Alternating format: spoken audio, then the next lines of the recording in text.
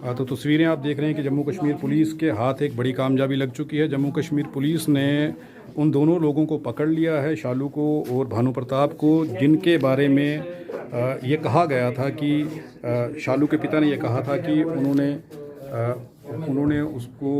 नरेश की हत्या की थी। ये उनके परिवार के आरोप थे। पुलिस ने दोनों को भद्रवाह से गिरफ्तार किया है और आगे की जांच जो है वो पुलिस कर रही है। और पुलिस ये कह रही है कि मैटर की इन्वेस्टिगेशन की जा रही है। बड़ी जल्दी इस केस का खुलासा जो है वो किया जाएगा। आखिर में ये केस आखिर था क्या, वाकई में हुआ क्या था, ये सारी घटना बड़ी जल्द पुलिस इस मर्डर केस की गुत्थी को सुलझाने का दावा कर रही है। और कितनी देर में ये गुत्थी जम्मू कश्मीर पुलिस सुलझा लेगी, ये एक बड़ी कार्रवाई जम्मू कश्मीर पुलिस की ओर से जो है वो की जा रही है।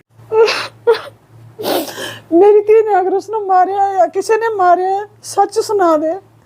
हाँ, इसने मारे, चलो जो उसने सजा मिलेगी तो हो जाएगा। तो कानून उसने जो सजा देगा तो अपने खसम दा कत्ल कर देता, मगर वो बाहर दा जेरा दुआ मुड़ा उसे बचाने की कोशिश कर। जो शालू और वो जो दोनों अरेस्ट हो चुके हैं, भानु प्रताप, उनको लाया, हम इन्वेस्टिगेशन कर रहे हैं। उसी सिलसिले में हम यहाँ हैं। अभी कुछ भी कहना जो है तो जब इन्वेस्टिगेशन कंप्लीट होगी तो आपके साथ कुछ बताया सर, बोल रहे हैं कुछ को? जब अभी मैटर ऑफ इन्वेस्टिगेशन है, ठीक है, जब पूरी डिटेल कंप्लीट हो जाएगी कुछ नहीं, फांसी नहीं होनी चाहिए। क्यों कि वो बंदा एकदम फाल आया तो मरी जाना। ये जेल से सड़ सड़ के मरने चाहिए, ये बाहर नहीं आने चाहिए। मैं इस वास्ते तंग हो गया था कि हर बार मैं रोंदा था। हूँ मेरा इतना रोना नहीं आता है। पहले मैं रोंदा था क्यों कि कातल बाहर घूम रहा था तो मेरे जुआई की झियाली दुख रही थी। हूँ कातल अंदर है, हूँ मेरे जुआई दे आत्मा नू भी शांति है तो मैनू भी शांति। आप देख रहे हैं कि जम्मू कश्मीर पुलिस के हाथ एक बड़ी कामयाबी लग चुकी है। जम्मू कश्मीर पुलिस ने उन दोनों लोगों को पकड़ लिया है, शालू को और भानु प्रताप को, जिनके बारे में ये कहा गया था कि शालू के पिता ने ये कहा था कि उन्होंने नरेश की हत्या की थी। ये उनके परिवार के आरोप थे। पुलिस ने दोनों को भद्रवाह से गिरफ्तार किया है और आगे की जांच जो है वो पुलिस कर रही है। और पुलिस ये कह रही है कि मैटर की इन्वेस्टिगेशन की जा रही है। बड़ी जल्दी इस केस का खुलासा जो है वो किया जाएगा। आखिर में ये केस आखिर था क्या, वाकई में हुआ क्या था, ये सारी घटना बड़ी जल्द पुलिस इस मर्डर केस की गुत्थी को सुलझाने का दावा कर रही है। और कितनी देर में ये गुत्थी जम्मू कश्मीर पुलिस सुलझा लेगी, ये एक बड़ी कार्रवाई जम्मू कश्मीर पुलिस की ओर से है। इस वक्त मैं गोल गुजराल में हूँ और गोल गुजराल से एक ऐसी खबर निकल करके सामने आई है जिस खबर ने सोचने पर मजबूर कर दिया है। एक पिता, एक माँ अपनी ही बेटी पर ऐसे इल्ज़ाम लगा रहे हैं कि सोच करके आप घबरा जाएंगे। वो ये कह रहे हैं कि उन्हीं की बेटी शालू ने उनके ही दामाद, जो कि इनका दामाद था नरेश, उसकी हत्या की है अपने प्रेमी के संग मिल कर के। ये परिवार का इल्ज़ाम है। परिवार इस तरीके की बात कह रहा है। परिवार के पास क्या सबूत हैं, क्या कहानी है, इस कहानी को समझना बहुत ज़रूरी होगा। आखिर नरेश और शालू के बीच, दोनों पति पत्नी के बीच में भानु प्रताप सिंह कैसे आया? हम उस घर में हैं जहाँ पर नरेश अपनी पत्नी शालू के साथ रह रहा था और इसी घर में वो दोनों पिछले काफ़ी साल से रह रहे थे अपनी एक बेटी के साथ, जिसकी उम्र 8 वर्ष बताई जा रही है। और यहाँ पर इस कहानी में क्या हुआ, उस कहानी को समझने के लिए इस परिवार के पास पहुँचे हैं। ये परिवार इस वक्त यहाँ पर बेहद दुखी बैठा हुआ है, बेहद गम में है और ये सोच रहा है कि आखिर इनकी बेटी शालू ने ऐसा क्यों किया, क्या हुआ था। इस कहानी को सुन कर के आपके रोंगटे खड़े होने वाले हैं। ये घर है। एक मिनट में आपसे ये जानना चाहता हूँ कि आखिर किस तरीके से ये घटना जो है, आपका जो दामाद नरेश था वो आपके साथ यहाँ पर रहता था? 14 साल से रहता था, यहीं पर इसी घर में रहता था। 14 साल उसकी शादी हुई हुए, 14 साल इसी जगह में रहता था। और आप कब से रह रहे हैं? मैं जब हो गए 24-25 साल हो गए। 25 साल से। हाँ जी। कभी इन दोनों पति पत्नी में कोई झगड़ा, या ये नरेश जानता था कि आपकी बेटी जो शालू है उसकी ज़िंदगी में कोई दूसरा मर्द, भानु प्रताप जिसका नाम आप ले रहे हैं, वो आ चुका? देखो सर, इस चीज़ की हमें कोई भनक नहीं लगी। हमें तभी पता चला जब इनकी डेथ हो गई, तब वो दोनों इकट्ठे देखे हमने, शालू और भानु प्रताप। तब हमें पता चला कि इनकी कोई आपस में साजिश। जब नरेश की मौत हुई, उससे पहले हमें कोई इसका इल्म नहीं था। ऐसे आता था हमारे घर में, मगर जब मुझे थोड़ा सा ऐसा हुआ कि रोज़ रोज़ आत कोई लड़का बेगाना बंदा घर में आए तो अच्छा नहीं लगता, तो या अपना खास क्लोज रिश्तेदार हो ना तो चलो उसकी बात अलग होती। तो दूसरी जाति का अगर हमारे घर में आए रोज़ तो घर में अच्छा नहीं लगता। मैंने उनको बोला इसको घर में आना मना कर दो, तो मैंने मना कर दिया, उन्होंने मना किया। फिर मैंने एक दिन खुद भी बोला उसको, मैं कहा बेटे मेरे घर में नहीं आना आज के बाद, आना कोई काम की ज़रूरत होगी तो आप नरेश के गाँव का है, अगर तुझे कोई ज़रूरत होगी तो मुझे फ़ोन कर देना, मैं आपको वहीं छोड़ दूंगा ले आके, मगर मेरे घर में नहीं आना।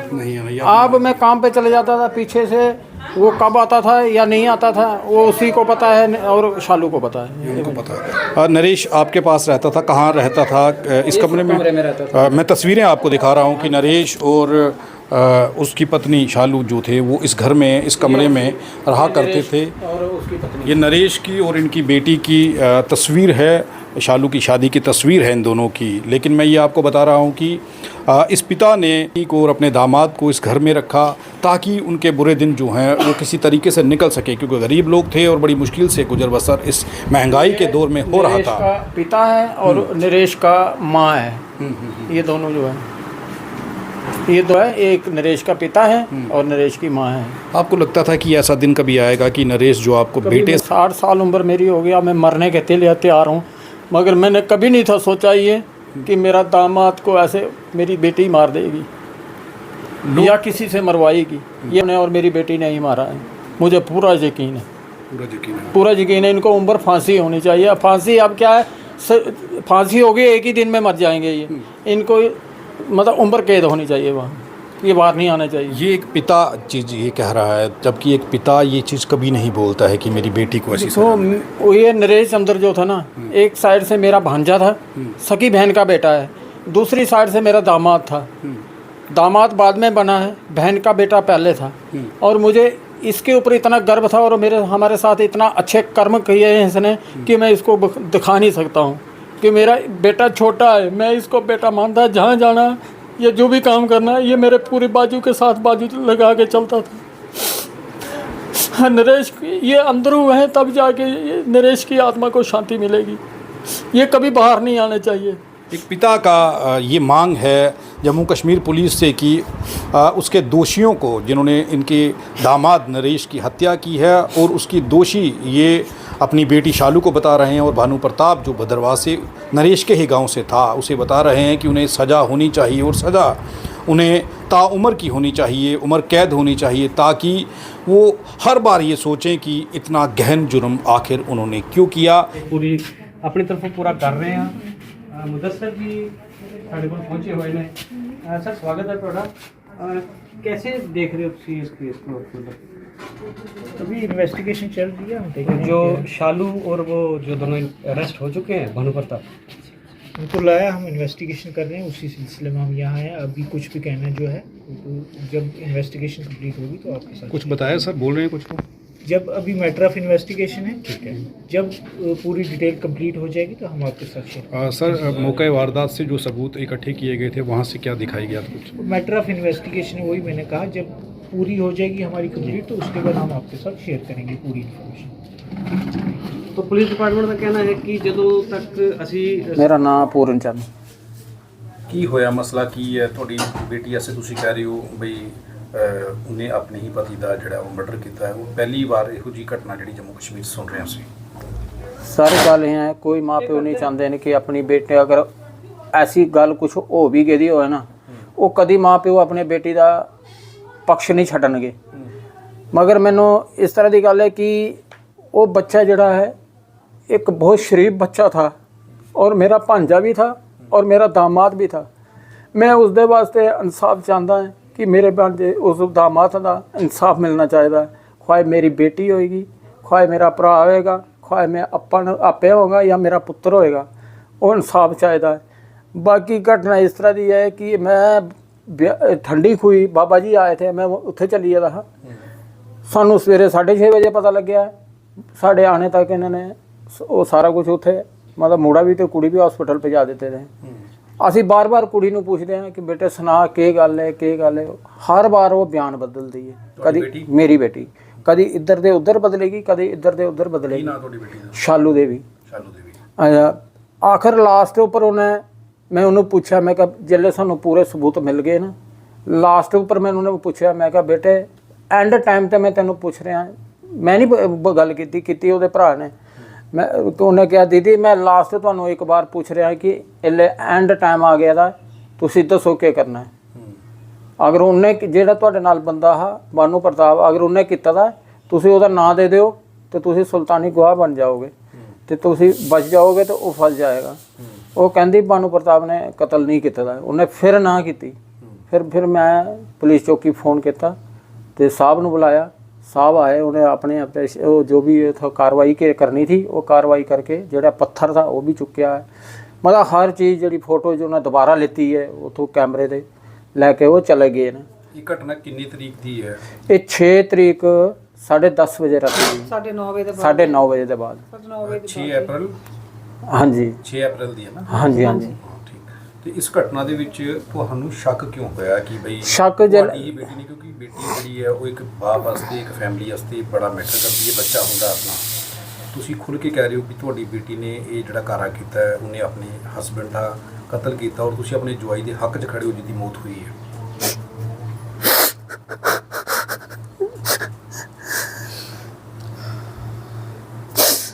सर मेरी बात एक ही अर्ज है, देखो मैं अपनी बेटी के पक्ष से इस वास्ते नहीं हाँ कि वो जमाई मेरा बड़ा प्यारा जमाई था, एक पास मेरा जवाई था, एक पास मेरा दिमाग था, पन्या भी मेरा सक्का लगता था सर। उसने उसनों पुत्र का भी दर्जा अस दिता और जिन्ना साथ वो दिंदा हा उन्ना मेरे पुत्र ने भी नहीं शायद दिता होना है। मेरा पुत्र भी उसे थोड़ी 2-4 साल का फर्क 5 साल का फर्क है सर। गल ये है कि असें पूरे सीसी फोटोज जी थी सारी कढ़ाई है, एक्सीडेंट कोई नहीं निकलिया। जिसले लास्ट फोटोज निकाई है उन्हें कुड़ी की बांह बांह पा के कुड़ी ने अगे बानू प्रताप गया, पिछे कुड़ी गई है, दोनों जी गए ने बाहों च बांह पा के। 10-12 मिनट के बाद वो जो बानू प्रताप है वापस आता है फोटोज में। जिसले वापस आता है उतों जिसले वापस आता है आके उन्हें स्कूटी किते साइड ते लाई दी ही, वो स्कूटी लीती है तो चला गए ना अगे। ਉਹਦੇ बाद असें जिथे इनका कांड होया है जिथे मुड़े की मारिया है ਉਹਦੇ बाद असें ਉਹਦੇ अगे की फोटो कढ़ाई है। उत्थे दिखिया तो कुड़ी पिछे बैठी दी है, नरेश की ने बिच भाले दा है और बानू प्रताप जिहड़ा स्कूटी चला रहा है। नरेश जिहड़ा तुहाडा जवाई सी? नरेश चंद्र जिहड़ा मेरा जवाई था वो मगर ओदियां लत्तां ही थल्ले लटका दी ही। छोटी जी बच्ची है एक बच्ची है हुणे पुजने वाली है, 5000 रुपये किराया दिता मैं जिपुदरों हाथों आ रही है। जिस वेले तुसीं सीसीटीवी फुटेज दी रिकॉर्डिंग कढ़ाई है हाँ जी, ਉਹਦੇ ਵਿੱਚ ਨਰੇਸ਼, ਭਾਨੂ ਪ੍ਰਤਾਪ ਸਿੰਘ ਤੇ ਤੁਹਾਡੀ ਬੇਟੀ ਸ਼ਾਲੂ ਇਹ ਇਕੱਠੇ ਜਾਇਆ ਕਰਦੇ ਨੇ? कट्ठे जाए करते हैं। ਉਹਨੂੰ ਕਿਸ ਤਰ੍ਹਾਂ ਲੈ ਕੇ ਗਏ ਨਾਲ? ये स्कूटी उपर रखा उन्होंने। ये फिर जिले गए ना अगे जाके जिले इनके बस च नहीं ना रहा कि वो एक जिंदा इंसान लेना कुछ होर हिसाब होंदा ते जिले मर गया तो एक स्कूटी उपर लेना, एक जनानी ने पिछे संभालना बड़ा मुश्किल हो जाता। इन्हें की किया कि फिर एक ई रिक्शे वाला आया थल्लों, इन्हें किते वो ई रिक्शे च पाया तो कुड़ी ਉਹਦੇ ਨਾਲ बैठ के गांधी नगर हॉस्पिटल ले गई। अगर इन्होंने एक्सीडेंट था तो इन्हें बख्शी नगर थाना है ना सानू नज़दीक पैंदा, गांधी नगर थोड़ा पैंदा ਬਖਸ਼ੀਨਗਰ ਹਸਪੀਟਲ। बख्शी नगर जो हॉस्पिटल है तो ये बख्शी नगर नहीं गए तो ये चले गए कितने गांधी नगर हॉस्पिटल। अच्छा पिछे भानू प्रताप ने स्कूटी स्टार्ट की है तो ये भी स्कूटी लेके हॉस्पिटल गया, उत्थे जाके वो चाबी कुड़ी नूं दित्ती है उन्हें, फरार हो गया। उत्थों ये फरार हो गया। फिर मेरे मुंडे की ਅਸੀਂ ਗੱਲਾਂ ਕਢਾਉਂਦੇ ਰਹਿੰਦੇ ਹੈ, ਸਾਡੀ ਪੂਰੀ ਰਿਕਾਰਡਿੰਗ ਹੈ ਬਾਨੂ ਪ੍ਰਤਾਪ ਦੀਆਂ ਵੀ ਕੁੜੀ ਦੀਆਂ ਵੀ ਸਾਰੀਆਂ ਅਸੀਂ ਪੂਰੇ ਐਂਡ ਜਦ ਪੁੱਜਦੇ ਆ ਫਿਰ ਜਾ ਕੇ ਅਸੀਂ ਇਹ ਕੰਮ ਕੀਤਾ ਹੋਇਆ। ਮਤਲਬ ਤੁਸੀਂ ਪਹਿਲੇ ਸੀਸੀਟੀਵੀ ਫੁਟੇਜ ਕਢਾਈ ਸਾਰੀ? ਫੋਟੋ 'ਚ ਕਢਾ ਕੇ ਉਹਦੇ ਕੁੜੀ ਦਾ ਜਿਹੜੀਆਂ ਗੱਲਾਂ ਉਹ ਵੀ ਸਾਡੇ ਕੋਲ ਰਿਕਾਰਡ ਨੇ। ਮੋਬਾਈਲ ਤੇ ਕਿਹੜੀ ਗੱਲ ਹੋਈ? ਹਾਂ ਉਹ ਵੀ ਸਾਡੇ ਕੋਲ ਰਿਕਾਰਡ ਨੇ। ਬਾਨੂ ਪ੍ਰਤਾਪ ਜਿਹੜਾ ਅਸੀਂ ਪੁੱਛਦੇ ਹਾਂ ਉਹਨੂੰ ਤਾਂ ਉਹਦੀ ਵੀ ਸਾਰੀਆਂ ਗੱਲਾਂ ਸਾਡੇ ਕੋਲ ਰਿਕਾਰਡ ਆ, ਅਸੀਂ ਪੂਰਾ ਰਿਕਾਰਡ ਰੱਖੇ ਦਾ।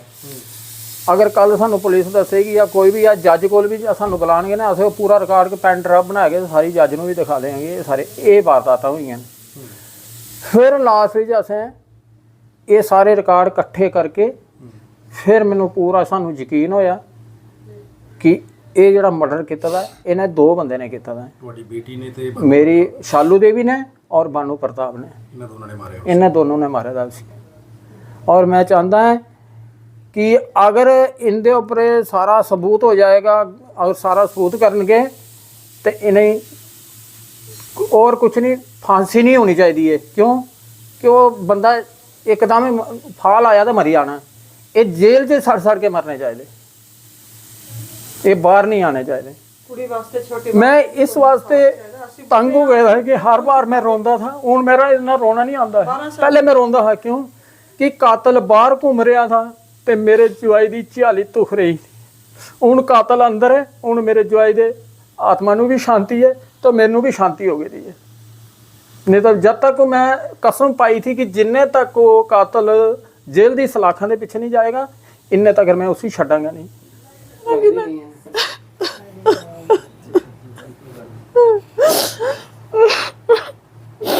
मेरी धी ने अगर उसने मारिया या किसी ने मारिया, सच सुना दे।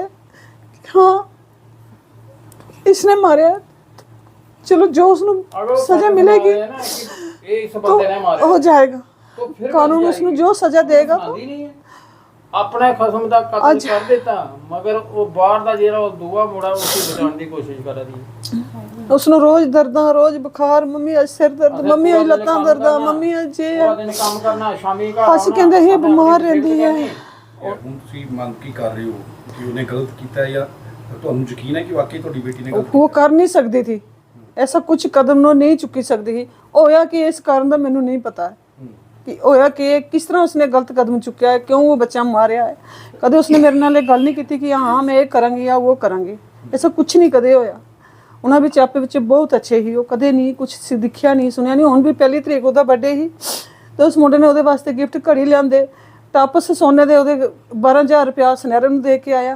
मेरे वास्ते टप्स लियाने ने, ये तो गिफ्ट बर्थडे गिफ्ट। उन्होंने आपे विच कुछ नहीं, कोई लड़ाई नहीं, कुछ नहीं है। मरन का सानू पता नहीं चले करदा कारण होया कि ये क्यों मारिया है। क्या पता है कोई तीजा बंदा ना हो सकता है कुड़ी ब्लैकमेल की है, कोई जां दाड़ा मारिया है, के होया है, ये तो उसनू पता है ना।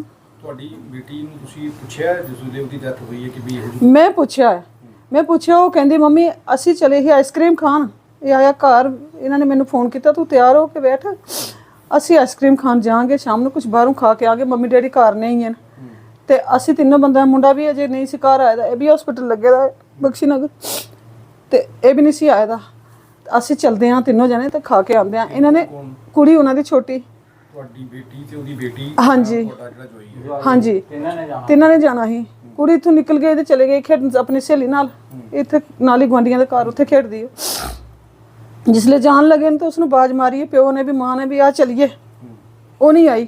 ਉਹ ਕਹਿੰਦੀ ਨਹੀਂ मैंने नहीं जाना, ਤੁਸੀਂ ਜਾਓ ਮੇਰੇ ਵਾਸਤੇ ਕੁਝ ਲਿਆਇਓ।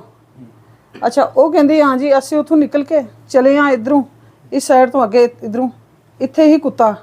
ਉਹ ਕਹਿੰਦਾ ਇਧਰੋਂ ਨਹੀਂ ਜਾਣਾ ਅਸੀਂ, ਚਲੋ ਉਧਰ ਕੁੱਤੇ ਨੇ ਸਾਨੂੰ ਉਹ ਵੱਢਣਗੇ।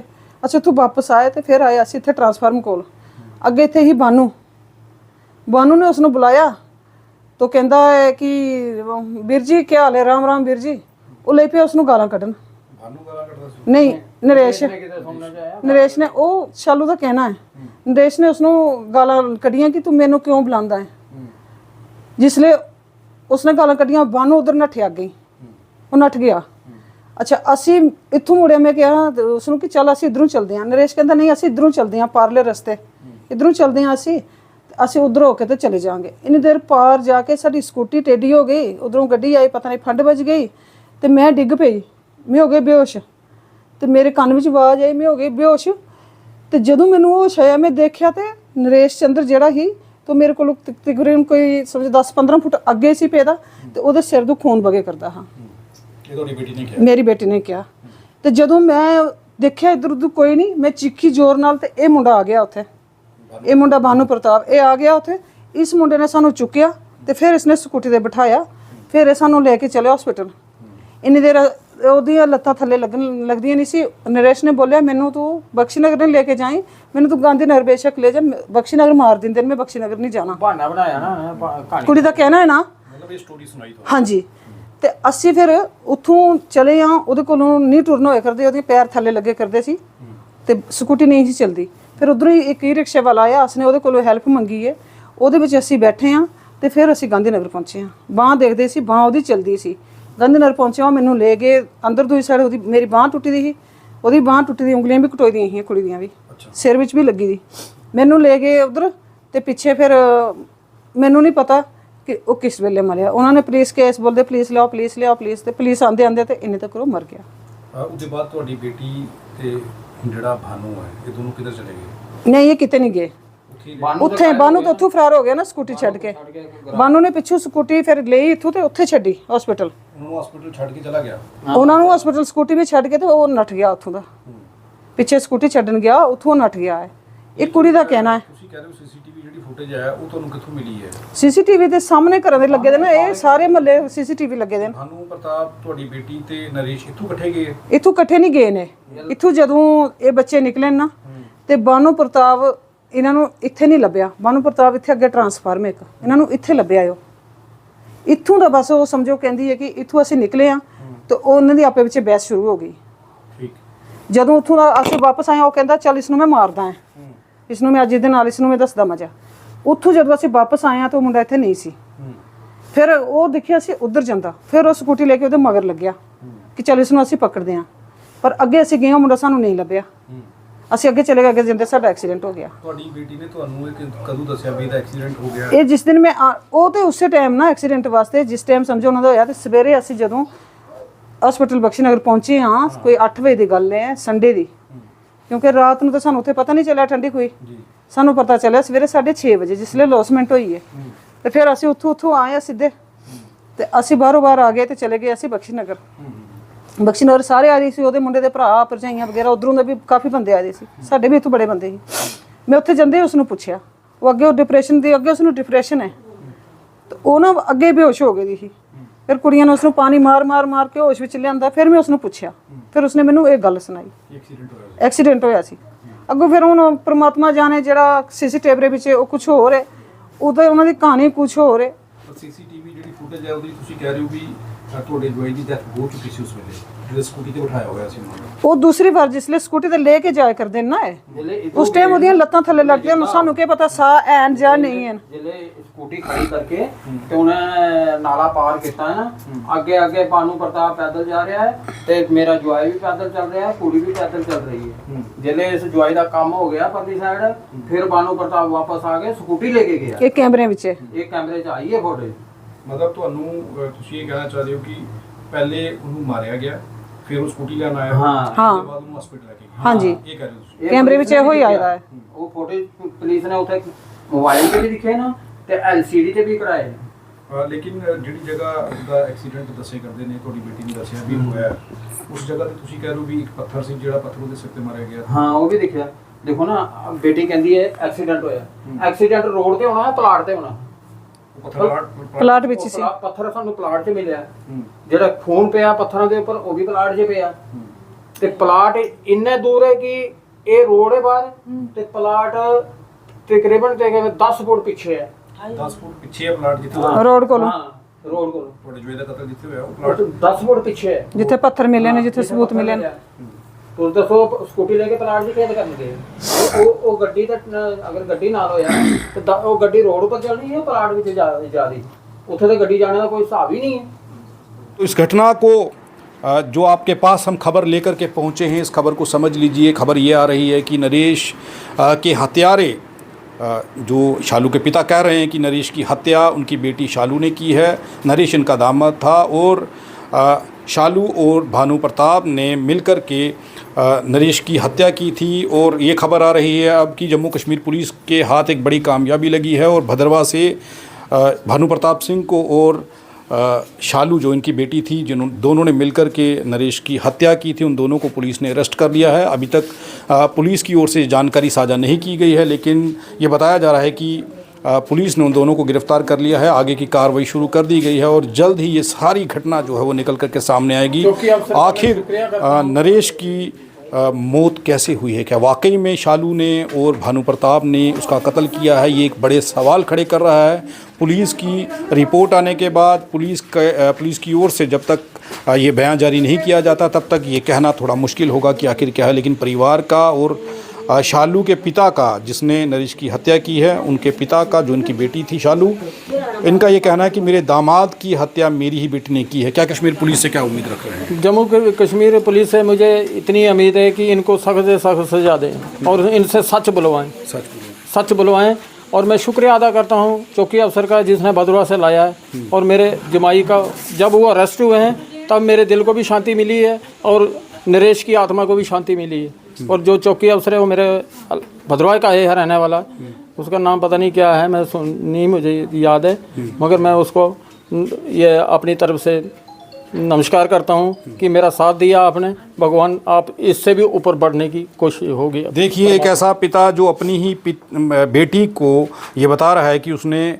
इसी के दामाद की हत्या कर दी, यानी कि इनकी खुद की बेटी ने अपने पति की हत्या की है एक गैर मर्द के साथ मिलकर के, भानु प्रताप सिंह के साथ मिलकर के। लेकिन पुलिस का धन्यवाद ये कर रहे हैं ये कहकर कि पुलिस ने रातों रात वो कार्रवाई की है और उन दोनों मुजरिमों को पकड़ लिया है। अब ये उम्मीद कर रहे हैं कि पुलिस उन दोनों से ये उगलवाए कि आखिर उन्होंने ऐसा क्यों किया और इस घटना के पीछे उनका मकसद क्या था। इस मकसद को ये जानना चाहते हैं। और ये आप देखते रहें RTA इंडिया न्यूज़, लोकतंत्र का पहरेदार, ताकि हम पहुँचा सकें आप तक वो खबरें जो नहीं पहुँच रही हैं या फिर जो नहीं पहुँचाई जा रही हैं। धन्यवाद। हम किसी भी प्रकार का कोई विज्ञापन नहीं लेते हैं, हम आज़ाद पत्रकारिता करते हैं। अगर आप चाहते हैं कि आज़ाद पत्रकारिता जिंदा रहे तो RTA इंडिया न्यूज़ का आर्थिक सहयोग करें ताकि RTA इंडिया न्यूज़ आज़ाद पत्रकारिता करता रह सके।